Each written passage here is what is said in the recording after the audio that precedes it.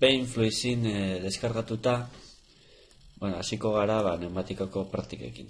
Lehenengo praktika egingo duguna izango da efektu bakarreko zilindro bat aginte zuzenarekin, egiten duzue fluizin zabali daukazuela, eskerrean izango dituzue komponente guztiak, ez ditugu behar gehiago, eta hemen egiten duzue fitxategi berri bat.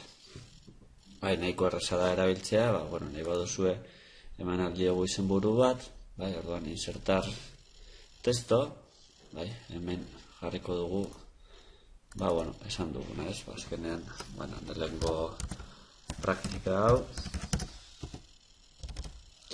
izango da efektu bakarreko zilindroa aginte zuzenarekin. Egin alduzue, markar edo, letra aldatu, hori zuen gustora, letra mota aldatu, eta, hau izango da lehenengo praktika. Efektu bakarreko zilindroa hemen daukazue,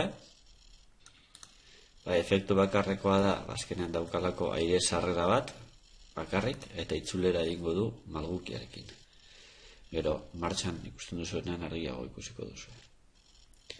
Hemen agintea egiten da balbula baten bitartez, balbula pneumatiko bat, hemen kableak lotzeko, sakatzen duzue konexio baten, sakatuta mantenduta, konektatzen duzue bestarekin. Balbula hau izango da, 3 bi balbula bat, 3 bi da daukalako 3 konexio eta 2 egoera. Hemen klik bikoitza eginez, ikusi aldituzue balbula honen propietateak. Nora egingo dugu? Balbula hau izango da monogenkorra, esan nahi du, alde batetik bakarrik manejatuko dugu, eta buelta izango da malgukiarekin ere. Akzionamento derecho daukaguna, izango dugu malgukia. Eta aktibazioa egingo dugu pulsadore honekin. A2, eta hemen ikusten duzu nola jarri digun pulsadore bat eta malguki bat. Gero, martxan ikusten dugunean, hobeto ikusiko dugu.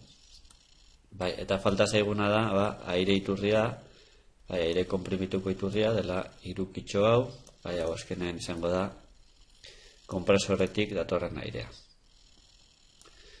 Konfiguratu aldituzu elementu guztiak, hau egin dugu ja, hemen aire konprimituarena, hemen presioa aldatu alduzue, zema eta presio gehiago, zilindroak izango du indar gehiago, eta, zilindroa ere, zilindroaren neurriak aldatu aldituzue. Zilindroaren indarra, zenbateko luzera daukanen bolo honek, pistoiaren azalera, eta bar. Eta nahi baduzu ikusi, benetan zelakoa den zilindro bat, hemen eskumako botoiarekin fotokomponente, hemen daukazue zilindro bat, efektu bakarrekoa, daukaz sarrera bat, aire sarrera bat, eta hemen ere ikusi alduzue balbulak zelakoa diren. Eskumako botoiarekin, balbulak hemen daude mota guztietakoak. Orduan simulatzeko, play honi, iniciar, F9, barkatu, hemen dago konexio bat zabalik, airea irtetzeko, eta hemen klik bikoitza eginez, hemen egin alduzue, konexio honi eskape bat eman, hemetik airea joango da kalea, hemetik irtengo da. Orduan, iniciar, ematen dio zuen pulsadore honi, eta ikusten duzu nola martxan jartzen den. Hemen aire konprimitua da urdinez, urdin ilun honekin, eta hemen ez dago presiorik. Onarte dator, eta hemen aire konprimitua hor geratzen da, presioa hor geratzen da. Eta gero, dagoelako egoera honetan. Orduan zilindroko airea irtengo da hemetik, eta joango da kalera. Ematen diogunean, hemetik pasatzen da airea, eta zilindro aktibatuko du. Bueno, egin alduzue, nahi baduzu hobeto ikusteko, egin alduzue diagrama de estado hau, hemen jarri, eta hemen esango digu, hemen nahi duzuen elementua arrastratzen duzue, eta hemen ikusiko dugu zein den zilindronen egoera. Hemen ikusten da,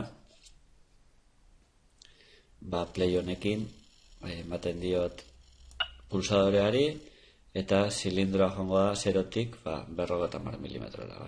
Zegoen atzean, eta eskatzen dudanean malgukiarekin joango da atzera. Eta hori da dana, lehengo praktikarako jarraituko dugu hurrengo praktiketan.